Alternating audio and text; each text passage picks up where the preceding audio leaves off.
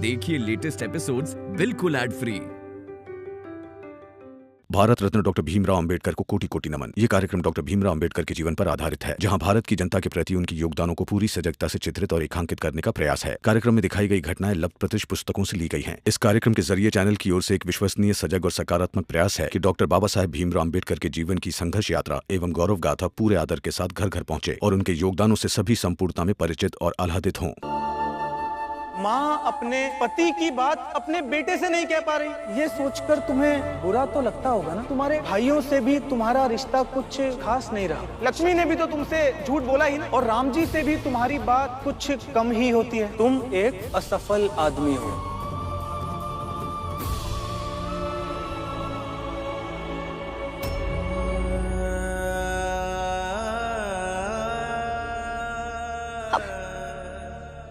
क्या हुआ आपको? आप रो क्यों रहे हैं? क्योंकि मैं हारा हुआ हूँ रमा। मैं एक हारा हुआ इंसान हूँ। हारा हुआ इंसान हूँ। नहीं, आप हारे हुए नहीं हैं। आप हार ही नहीं सकते।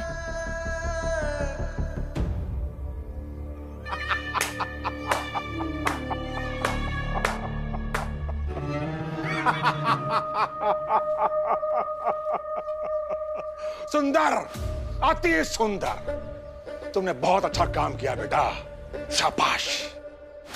उस भीमराव को अपने जन्मदिन पर अपने लोगों को आसपास देखकर ये लगने लगा होगा कि वो सबसे महान है, पर तूने आज ही साबित कर दिया कि वो हारा हुआ है। शाबाश मेरे बच्चे, शाबाश। भीमराव, अब खड़े होकर दिखाओ। क्योंकि एक तरफ तो तुम मन से हार गए हो और दूसरी तरफ तुम्हारा बाप बिस्तर पे पड़ गया है। अब देखिए, पहले अब शांत हो जाइए। ऐसे रोते हुए अच्छे लगते हैं क्या आप? मत रोइए ना, शांत हो जाइए।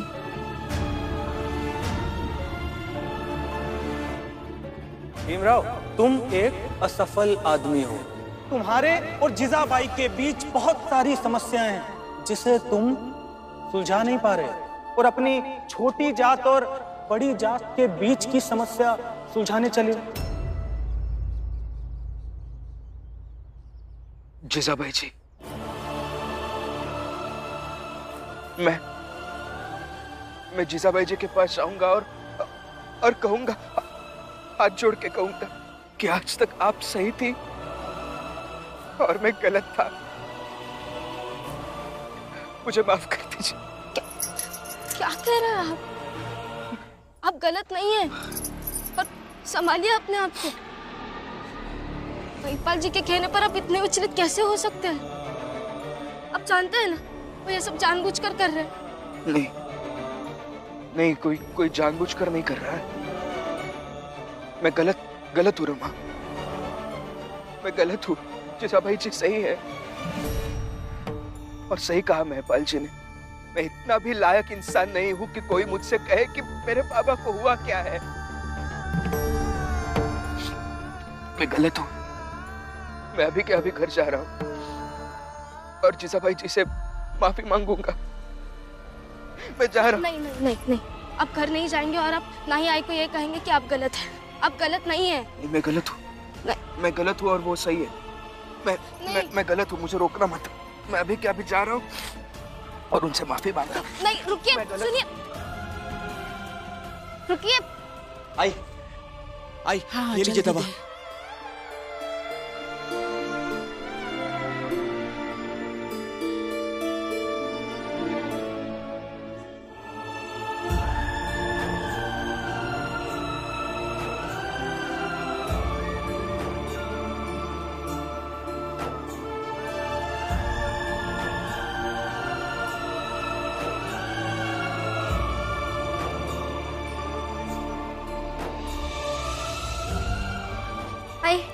मैं दूध लाई। जब हल्दी डालकर गरम कर दे, उनको होश आएगा तो पिला दूंगी।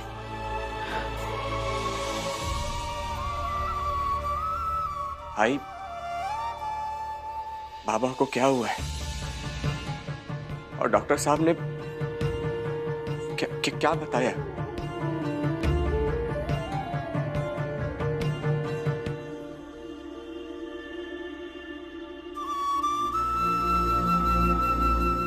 आनंद, आनंद, बाबा को होश आ गया। बाबा, बाबा आप ठीक तो है ना? यहाँ कैसे आया? मैं सब बताती हूँ आपको, आप आराम कीजिए। सुनिए, रुकिए रुकिए रुकिए, ऐसे क्यों करने जा रहे हैं आप? ऐसे मत कीजिए। मैंने कहा ना रमा, मुझे छोड़ दो। मैं जो करने जा रहा हूँ मुझे करने दो। छोड़ो मुझे। रमा, क्या हुआ रमा? भीम, क्या हुआ? तुम दोनों इतने परेशान क्यों हो? बुआ, ये बाबा को लेकर पहले से ही परेशान है, और अभी वो रास्ते में महिपाल जी मिले थे, और आप तो जानते ही वो बस इन्हें चोट पहुंचाना चाहते हैं। इन्होंने उनसे कुछ बेमतलब की बातें की, और अब इन्हें लगने लगा है कि ये गलत है और आई सही है। आई से माफी मांगने जा रही है। हाँ। मैं रोक रही हूँ मगर सुन कहाँ रहा है।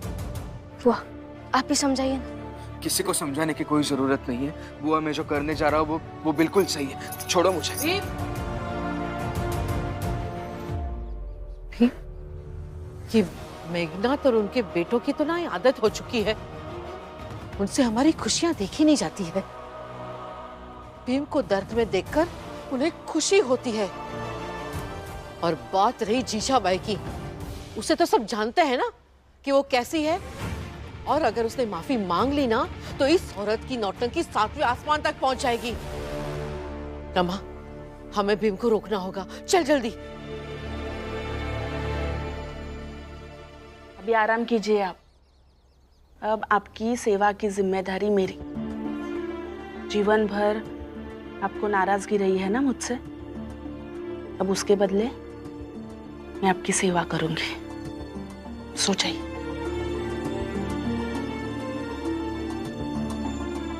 लक्ष्मी, हाय। आजा जल्दी। हाँ। बाबा, बाबा आपकी तबीयत कैसी है? अच्छी है इनकी तबीयत।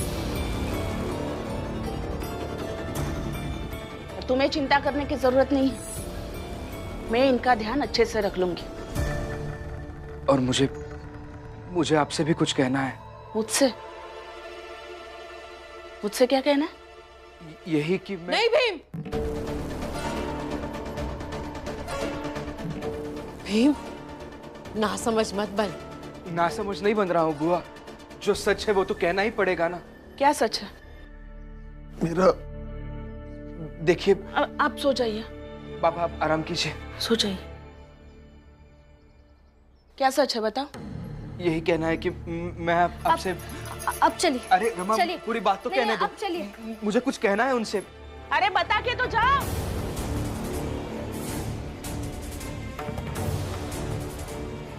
क्या संस्कार दिए बहू को? हमारे सामने हाथ पकड़कर पति को ले जा रही है। छोड़ो रमा, क्यों खींच के लेके आ रही हो? एक बार बात तो कर लेने दो ना। इसे खींच कर लाने के लिए माफ कर दीजिए, लेकिन कुछ भी कहने से पहले आपको मेरी बात सुननी ही होगी। परिस्थिति विपरीत होने पर जो सही को गलत कहे और गलत को सही कहे, ऐसे करोड़ों लोग हैं इस दुनिया में। मगर जो विपरीत परिस्थिति में भी सही को सही और गलत को गलत कहे, वो आप है। आपको ऐसे बनाने के लिए कई लोगों ने लड़ाइयां लड़ी। आपके बाबा इसी लड़ाई को लड़ते लड़ते बूढ़े हो गए। यहाँ तक कि अंबेडकर गुरुजी से लेकर किर्लोस्कर गुरुजी तक, और तो और आपके जात के वो लोग जो आप पर विश्वास रखते हैं, क्या उन सबका विश्वास तोड़कर आप आई से माफी मांगेंगे?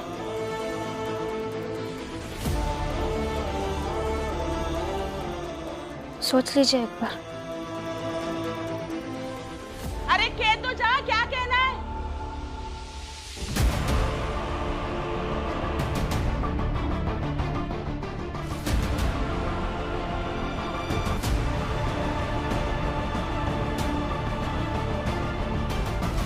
आप बताओ दीदी, आप बताओ, आपको तो पता होगा क्या कहना था उसको।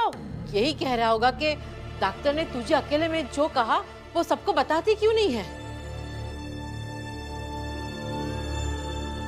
जीजा भाई, ऐसा डॉक्टर ने क्या कहा?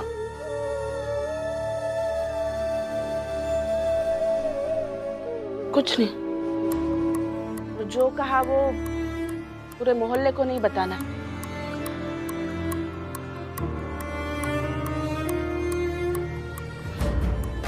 आपको अकेले में बता दूंगी, आप आराम कीजिए। आई दूध। हाँ जा, लीजिए, हल्दी वाला दूध पीजिए, लीजिए। भैया आप जाइए, तुम दोनों भी जाओ, मुझे मेरे पति से बात करनी है। जाओ। उठे, उठे।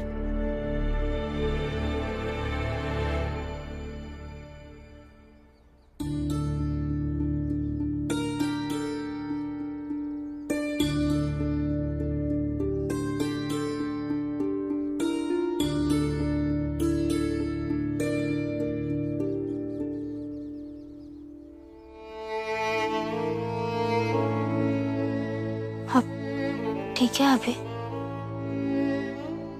या अभी भी उसी बारे में सोच रहे हैं? उसी बारे में सोच रहा हूं। तुम्हारी वजह से मैं आज उनसे माफी नहीं मांग पाया। हाँ, मेरी वजह से ही सही, लेकिन जो भी हुआ वो सही हुआ, क्योंकि आप भीमराव अंबेडकर हैं। आप झूठ को सही कह ही नहीं सकते। ऐसा नहीं है रमा, मैं एक हारा हुआ व्यक्ति हूं, हर रिश्ते से हारा हुआ।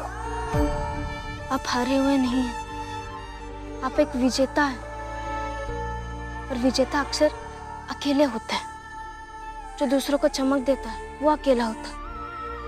आप सूरज और चांद को ही देख लीजिए, वो दोनों भी बस।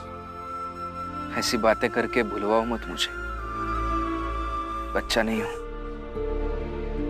हाँ, नहीं है बच्चे, लेकिन बच्चे जैसे ही कर रहे हैं। अब हमेशा अकेले इसलिए हो जाते हैं क्योंकि आप संघर्षों की आग में जलते रहते हैं,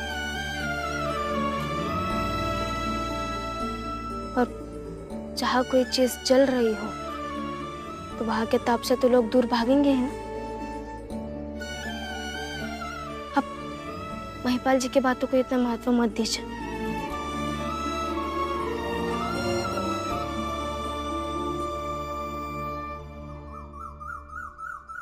शोभा, शोभा, एक काम कर, थोड़ा धनिया और लौंग कूट कर दे दे। मैं जल्दी से जाकर भैया को दूध में डालकर पिला दूंगी तो ठीक हो जाएंगे। जब भी भैया बीमार होते थे ना, तब अक्सर मैं दूध में डालकर उनको पिलाती थी तो वो झट से ठीक हो जाते थे। शोभा, शोभा, शोभा, क्या हुआ?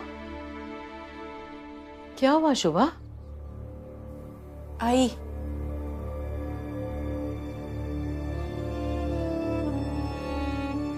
रिश्ते कैसे उलझे होते हैं ना। आप और जीजा भाई दोनों के हाथ में चाय की गिलास थी, लेकिन जब रामजी बाबू की खबर आई चाल में, तो आप दोनों के हाथ से एक साथ चाय की गिलास छूट गई, और आप दोनों अपने आपसी लड़ाई, झगड़े, गिले शिकवे सब कुछ भूलकर एक हो गए, और एक होकर रामजी बहू की फिक्र करने लगे।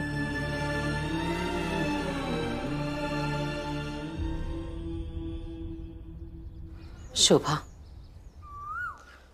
दो लोगों के बीच के रिश्ते दोनों घरों के आमने सामने वाली खिड़की की तरह होते हैं। अगर समय समय पर खिड़कियां खुलनी बंद हो जाए तो उसमें जंग लग जाता है, वो जम जाती है। फिर कोई लाख कोशिश करे लेकिन खिड़कियां नहीं खुल पाती है। एक दूसरे को देखना भी बंद हो जाता है। जब मैं जीजा भाई को ब्याह करा के घर लेकर आई थी तो मुझे ऐसा लगा था कि वो भैया को घर को संभालेगी, बच्चों को माँ का प्यार देगी, लेकिन उसने हमारा घर नरक बना दिया। इसीलिए मेरे और जीजा भाई के रिश्ते ऐसे हो गए। शायद हम दोनों ने अपने अपने घर की खिड़कियां खोलकर एक दूसरे को देखना ही बंद कर दिया। हाँ, लेकिन जब भी बीच बीच में तूफान आता है ना, तब हम अपनी अपनी खिड़कियों से झांक लिया करते हैं।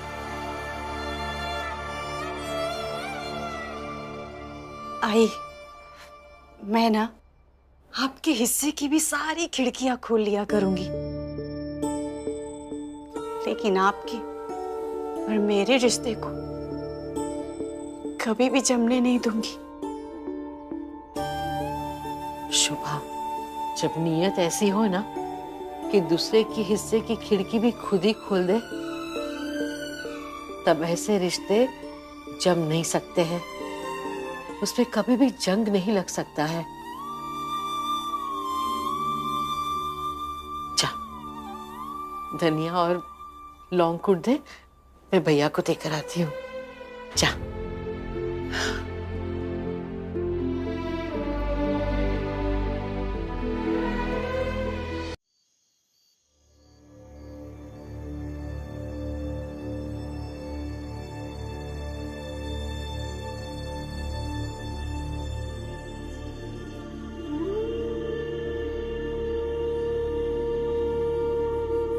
जीजा भाई, अब तो बता दो, डॉक्टर ने क्या कहा? बस इतना ही कहा कि आपका अच्छे से इलाज कराना होगा। इलाज महंगा है और बहुत ध्यान देने की बात है। इसीलिए मैंने आपके बच्चों को कुछ नहीं बताया। मैं उन्हें बताती तो वो परेशान हो जाते, और वो परेशान हो जाते तो आपको अच्छा नहीं लगता। अच्छा किया तुमने। कुछ मत बताना उन्हें।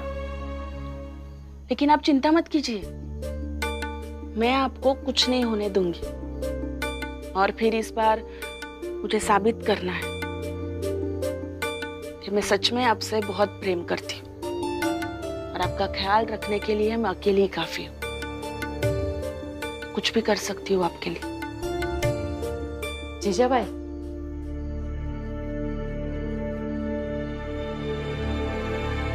जीजा भाई, ये धनिया और लौंग का चूरन है। इसे दूध में पीने से ही इन्हें आराम मिलता है। कल शादी नहीं हुई है हमारी। शादी के इतने साल बाद मुझे भी पता है। तो फिर ये दूध में डालकर भैया को पिला देना।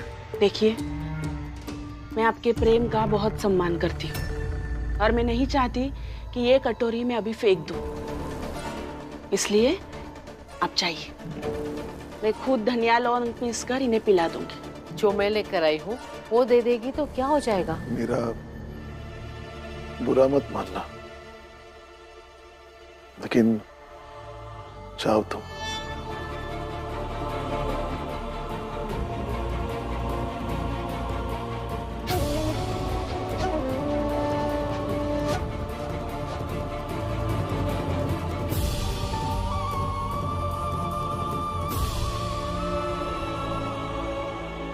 मैं आपके लिए धनिया और लौंग पीसकर दूध में मिला के लाती हूँ। अब आराम कीजिए।